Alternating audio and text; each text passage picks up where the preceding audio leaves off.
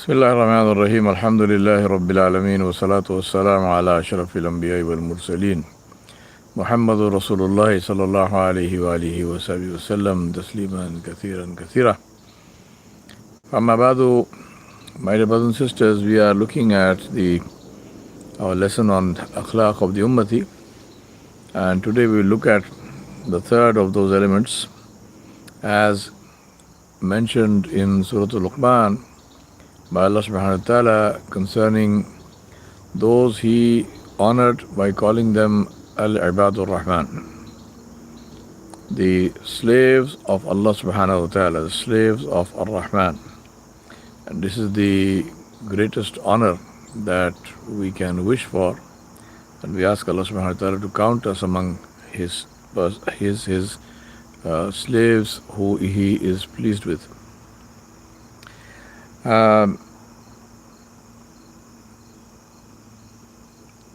That quality is the quality of seeking forgiveness from Allah subhanahu wa ta'ala.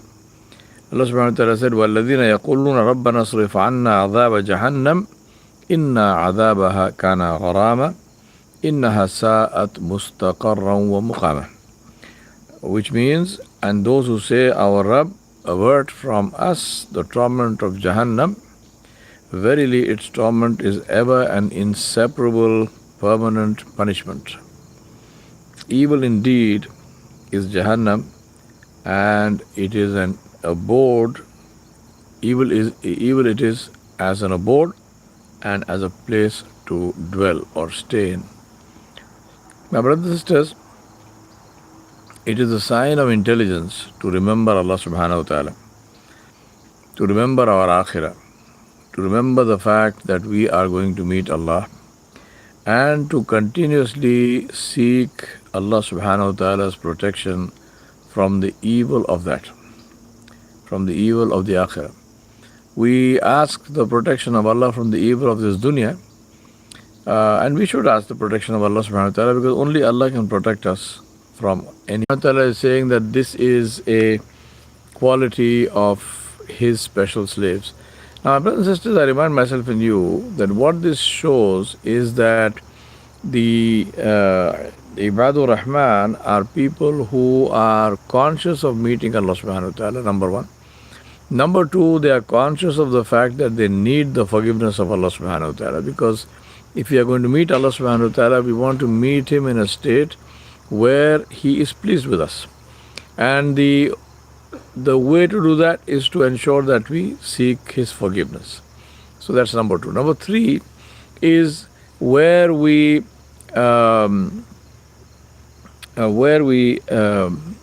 do this frequently. So Allah subhanahu wa ta'ala mentioned in this thing that these are the people who seek the forgiveness of Allah subhanahu wa ta'ala. And so I'm saying here that it is it's an important thing for us to understand that remembering Allah subhanahu wa ta'ala is critical to living as intelligent people. Now, it's a sign of remembrance, because just living our lives, just sort of mechanically, day in, day out, this is not a sign of intelligence. In another place, Allah subhanahu wa ta'ala said, الَّذِينَ يَذْكُرُونَ اللَّهَ قِيَامًا وَقُعُودًا وَعَلَى جُنُوبِهِمْ وَيَتَفَكَّرُونَ فِي خَلْقِ السَّمَاوَاتِ وَالْأَرْضِ رَبَّنَا مَا خَلَقْتَ هَذَا بَاطِلًا سُبْحَانَكَ فَقِنَا عَذَابَ النَّارِ. Allah subhanahu wa ta'ala mentioned these as the signs of intelligent people. Al-Ulil Al-Bab, where Allah said that they are those who remember Allah subhanahu wa ta'ala standing, sitting and lying down on their sides, and they reflect on the creation of the heavens and the earth, saying, O our Rabb, you have not created this without purpose. Glory be to you, and give us salvation from the hellfire. A life that is lived purely in the present without a thought for the future, which is measured only by the measure of momentary pleasure, sensations, just sensation to sensation, is the life of animals. If you think about it, this is how animals live, right? They live in a state where their primary consideration is getting food, finding some shelter, and then the rest of their sort of physical bodily functions, but there is nothing else to their lives. If they see something, if it's herbivores we are talking about, if they see something green, they will eat it. If it's carnivores, if they see something which looks like prey, they will attack and they will kill it and eat it. There's nothing to stop them. If they feel hungry, they will eat whatever there is. Now we as human beings, inshallah, we need to live lives which are not like this, and we need to live lives which have, which use the beautiful characters that Allah Subhanahu wa Taala blessed us with, and the best of them is intelligence. So Allah Subhanahu wa Taala is mentioning this to us because it's the nature of intelligent beings to think about the consequences of their actions. Just doing something because it's momentarily gives pleasure. For example, people who drive dangerously fast. Now you might say, well, why do you drive so fast? Because, I love fast cars, I love fast driving. But in the way that you are driving this fast car, you are endangering yourself, you are endangering whoever is traveling in the car with you, and potentially you are endangering other people on the road. Now what sense does it make? It doesn't make any sense. It does not make any sense. So therefore, we are looking at this thing and saying, am I doing something which is potentially, what is the consequence of this? I mean, yes, sure, fair enough. If I'm driving fast, if it gives me this good feeling. But if the consequences of this are such that if something goes wrong, then I'm going to end up paying for that, big time. Now, then I should not try to, or I should not indulge myself, because it really doesn't make sense. Now, this is the sign of intelligence, to think about the consequences of your actions. It is logical to measure the action in terms of the gravity of consequences, both in terms of the effect, which is the severity of it, and the period, how long will it last. So, if we are looking at something which where it may last for a while, but it's not so severe, then it's of a lesser magnitude. Or even if it is severe, it finishes off instantly, then you might say, well, it's okay. I mean, I'll bear that pain for that short period of time. Actions that have strong consequences that last for a long time. Now, these are called investments. And actions which have strong negative consequences. So I'm saying here that if an action has a strong positive consequence which lasts for a long time, this is an investment. And then on the opposite of that, actions which have strong negative consequences and last for a long time, these are called disasters. Now, what would you say, or what would any intelligent person call an action that results in everlasting torment? So it is serious and it never ends. Tell me, which pleasure justifies suffering everlasting torment? Now, this is something that we need to really think about before we indulge ourselves in whatever we do, this or that, to say that really, do I want to suffer the consequences of this thing? Because the consequences of this thing are going to be severe, and they're going to be for a long, long, long time. How do you define everlasting? So if it is something like that, take shirk for example. If I commit shirk, whatever pleasure it might give me when I'm doing it, the consequences of that are the hellfire. If I commit zina, if I backbite somebody, murder somebody, if I attack the dignity of somebody, all of these things, each thing, and then of course, don't get too carried away by whatever shari punishments that you can think of, and then start grading things to say this is major, that's minor, because there's no major and minor, because every infraction, every violation of the order of Allah Subhanahu wa Taala, it is the wisdom of the believer that he or she considers that to be major, every single one, because the one you are disobeying is Al-Akbar, Allahu Akbar. So if you are disobeying somebody who is the greatest, then how can any disobedience be small? Right? Cannot be small. All disobedience will be major because the one you are disobeying is Al Akbar. Now, my brothers and sisters, that's the reason why every intelligent person asks for protection from this, and this is the ayat of Surah Al-Luqman, which I recited before you, where the Ibadur Rahman, they are saying, وَالَّذِينَ يَقُولُونَ رَبَّنَا اصْرِفْ عَنَّا عَذَابَ رَبَّنَا وَالَّذِينَ يَقُولُونَ رَبَّنَا اصْرِفْ عَنَّا عَذَابَ جَهَنَّمَ إِنَّ عَذَابَهَا كَانَ غَرَامًا. They are asking for protection from the hellfire. And this is the antithesis of the shaitani materialistic system that seeks to convince the mentally retarded. I don't mean that in a literal sense, I mean people who refuse to face the truth, that there is such a thing as an action without consequences. I mean, anyone who believes that is, something is seriously wrong with his or her brain. There is no such thing. There is no such thing as an action without consequences, good or bad. We are free to choose, but no choice is free of cost. No choice is free of consequences. Every choice has a price tag. We are free to choose, but every choice has a price tag. Now, anyone, an intelligent person, looks at the price tag before they pick up the thing, before they make the choice, not after. Because once you have made the choice, then you are now compelled to pay the price. And if you can't pay the price, then you are in trouble. Now, this is what Shaitan tries to do. Where Shaitan tries to tempt you to do something which is wrong, which has evil consequences. And then, on the other hand, tries to fool you and say, well, you know what, it's not so bad. Nothing will happen. Allah will forgive you. Don't worry about that, and so on and so forth. Now, it's only self-deluded people who will believe that.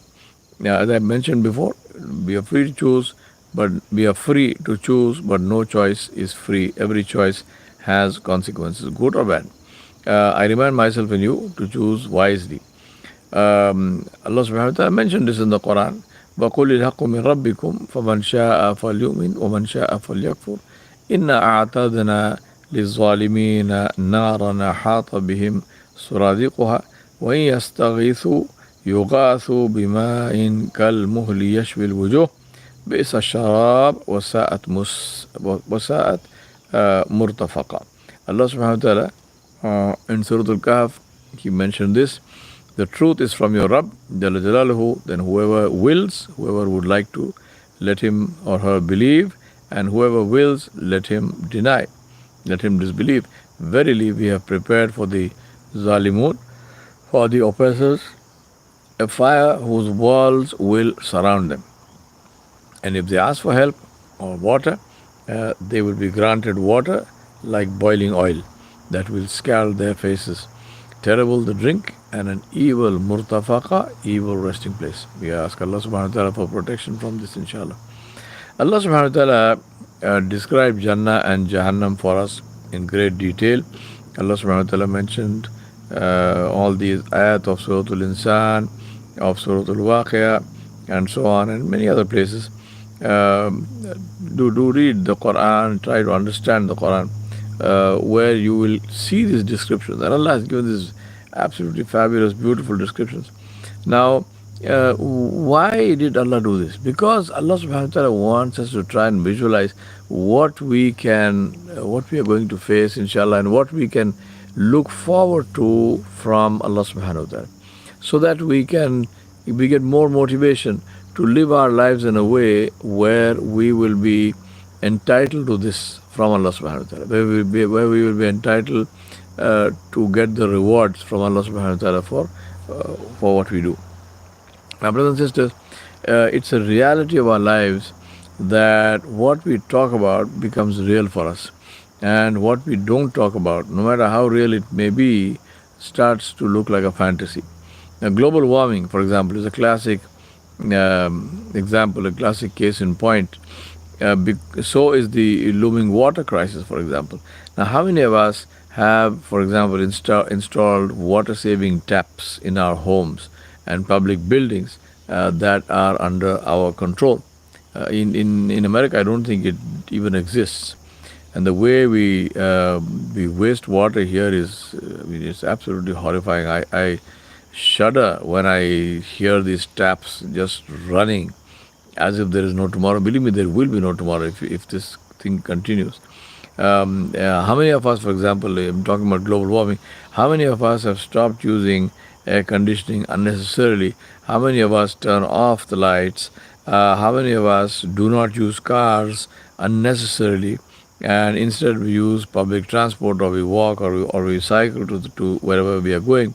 I can go on, but I won't. I'm sure you know the answers to all of this, because the whole point is to ask yourself and say, why is it that people do not seem to understand that? Why is it that we are so thick-skinned about this? And that's because we do not talk about it. We do not talk about it. We do not try to understand what is global warming. Most people don't understand. If you ask, if you tell somebody, if you use terms like carbon footprint, for example, how many people understand what's a carbon footprint? You talk about global warming. I mean, you say icebergs and the ice cap melting, glaciers melting. Well, okay, so glaciers are melting. So what? I mean, we don't have because we don't talk about this, because we don't discuss it, because we don't study this, because we don't take some trouble behind it. We have a very vague understanding of these things, if at all. And so we do not do anything which can prevent this from happening, from this looming disaster. Um, and that's the reason why this is not real for us, even though it is real. But for us, it is not real. And this biggest danger that hangs over our collective heads. So also the Akhirah. The Akhirah is not real for us because we have restricted its mention to religious gatherings, where we sit in a posture of respect. I mean, it's quite funny, because I remember I always sort of try to stop laughing when I enter a room. Women sort of gracefully drape a piece of cloth over their heads, their pallu or something, or a dupatta, as if I'm the one who made hijab fard. I mean, Allah subhanahu wa ta'ala is the one who made hijab fard. If you are not doing hijab, then you are directly disobeying Allah subhanahu wa ta'ala. But you're not bothered about that. So you are not bothered about the fact that you are disobeying Allah. You run around without hijab.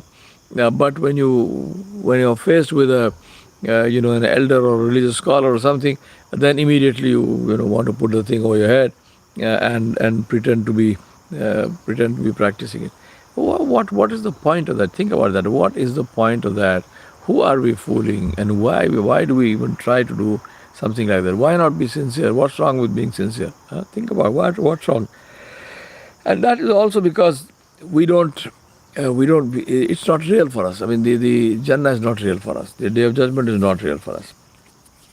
Even when we sit in a religious gathering, listening to a wa'az, listening to a lecture, how many of us, when we enter that place, how many of us make dua and say, "Oh Allah, turn my heart towards you.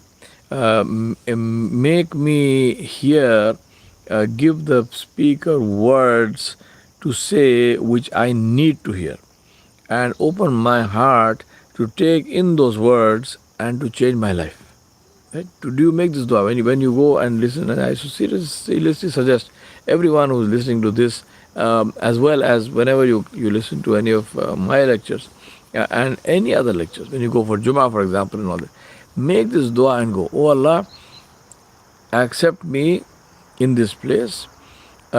Give the speaker words to say which you want me to hear, which I need to hear, and open my heart to those words so that the words can enter and be in my heart, and I can change my life and make it obedient to you, Jalla Jalaluhu." Make this dua, and then go, because then there is some benefit in it. Even the speaker must make this niyyah that, oh Allah, enable me to say that which you want this audience to hear. Enable me to say that which will connect this audience to you. Remove me from the middle, just connect the audience to yourself. Enable me to say something to them which will change the condition of their hearts, which will inspire them to change their lives. The speaker must make this dua and go with that niyyah, not for anything else. And listeners, they must not come there and say, okay, I'm going to, let me see what kind of speaker is this. I like this speaker, I don't like that speaker. This one's accent is not great. That one, looks too desi. The other one looks international enough. Or this person doesn't look international enough. And I have uh, all these meters of measurement of rubbish in my head. So I keep on constantly judging people based on this. So this should not happen. Now, my brothers and sisters, um, the um, the issue is that unless we approach, whether it's a lecture or it's a book or whatever, with this kind of humility, it will not have any effect. Do a test.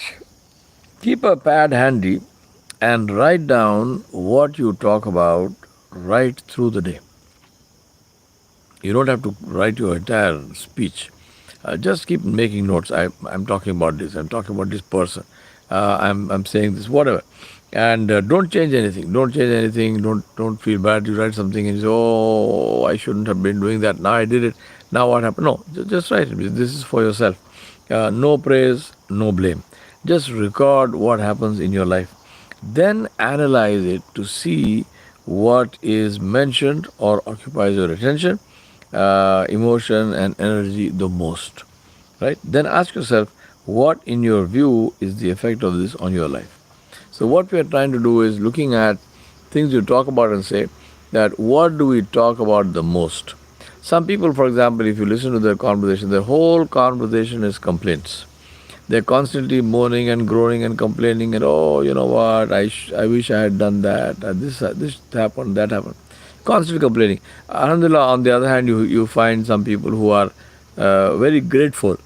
So they will not complain. Anything you ask them, they always have a positive answer to give. Believe me, just look at those people and you will see a diametric difference. The complainer will be continuously unhappy because he's only focusing on the negativity of the situation. But the other person, even though the situation may be exactly the same for both of them, but this person will be much happier because they are focusing on the positive things that there are in the environment. Now, really seriously ask yourself this question. I'm not making a hard and fast rule here, but by and large, in most situations, the positivity overcomes or exceeds anything that is negative. So if we train ourselves to look at positivity in things and to be positive in our approach, then you find that you will be much happier. Yeah, if you look at these two people, as I said, the one who's negative, continuously moans and groans and complains, this person is going to be, if you look at him, this person will not be a happy person. This person will be morose. They will drag you down as well. Whereas on the other hand, the other person who is, very positive and even though one of the things that I mentioned to you was this person does not go and pick up the paper. So the paper is thrown by the paper boy and it's lying there. Sometimes if it's raining, it gets damp and then you can't even read it. But he doesn't go and pick it up, and this is a major problem. So the point here is that when we are looking at what we do, then see what kind of conversations we have. Now,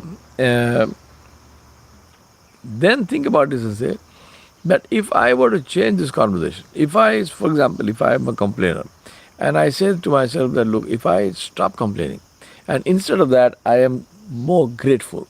So anytime anybody asks me something, I say, Alhamdulillah, and then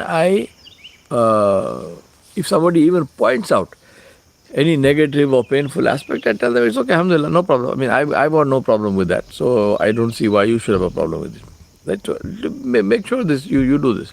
Uh, Ask yourself this question and say, if I change this attitude of mine, how would it help me? And you will see life change. You will see complete life change, inshallah.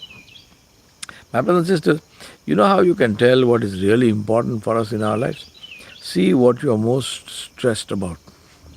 Then ask yourself if those things are worth stressing about. Now, how will you answer that? How will you answer this question? Whether those things are worth stressing about? And the way to answer that is see what the effect of those things going wrong is. So if I am stressed about something, you look at it and say, well, if something actually happens, goes bad, what will be the effect of it? Now, incidentally, this is how top management salaries are decided by the cost of a mistake. So we said, if I make a mistake, how much of impact will that happen on the organization? Do this stress for your own stress points as yourself, and ask yourself, what if the wrong thing? The question to ask yourself is, what is the thing that I worry about happens? What if the thing that I worry about, what if it happens? For example, what if I lose my job? What if someone close to me dies? What if the government in my country changes and a government that is hostile to me and my kind comes to power? What if I fail my career exams? What if I fall sick with something? I mean, right now it is COVID. If I get COVID, what will happen? Now, do this. Really ask yourself this question and frighten yourself into next week, and then ask yourself this question: if any of these things, if it happens, how long will it last? How long will it last? If I get COVID, how long will that last? If the market collapses, how long will it last? And so on. If I lose my job, how long before I get myself another job? Then think about the akhirah and ask yourself only one question. And that question is, what if Allah is displeased with me when I meet Him? Right? What if Allah is displeased with me when I meet Him? How long will the consequences of that last? May Allah protect us from this. If I die and I meet Allah and Allah is not happy with me, what is the consequence of that? How long will those consequences last? A stress-free life is a fantasy, right? Happiness in life is about deciding what you want to be stressed about. Believe me, it's that simple. You can decide what you want to be stressed about. You cannot get rid of stress, but you can decide, you can change that, right? And that's why I asked you, identify what is it that stresses you. There's no such thing as a stress-free life for somebody who's intelligent. If you are intelligent, you are going to stress. The ultimate is that even the Anbiya were stressed. The question to ask is, what were they stressed about? And that's why Allah subhanahu wa ta'ala said about beating stress, Ala bi dhikrillahi tatma'innul qulub. Allah subhanahu wa ta'ala said that verily in the remembrance of Allah subhanahu wa ta'ala, there is peace of mind. There is freedom from stress. And that is because the one who is focused on Allah subhanahu wa ta'ala, he seeks to please Him over and above everyone else, including and most importantly himself. In doing this, he frees himself or herself from the only matter which should produce stress for us, which is what will happen when I meet Allah and He is unhappy with me. Right? Now this is the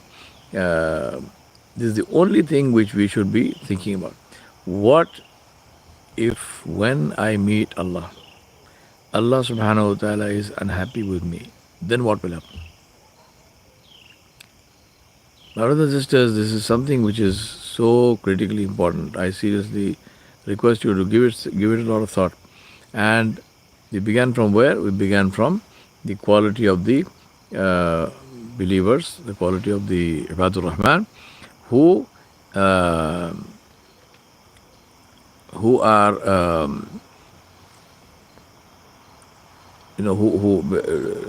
quality of Ibadur Rahman who are uh, focused on pleasing Allah subhanahu wa ta'ala.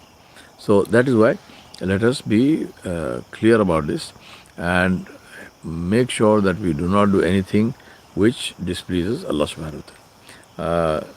I ask Allah subhanahu wa ta'ala to be pleased with you and never to be displeased. I ask Allah subhanahu wa ta'ala to help you in ways that you cannot imagine. I ask Allah subhanahu wa ta'ala to help you from sources you cannot imagine, to provide you from sources you cannot imagine. I ask Allah subhanahu wa ta'ala to be with you and to always be with you and to protect you from all evil, all that you know and you do not know. وصلى الله على نبي الكريم وعلى آله وصحبه أجمعين برحمتك يا أرحم الراحمين والحمد لله رب العالمين. والسلام عليكم ورحمة الله وبركاته.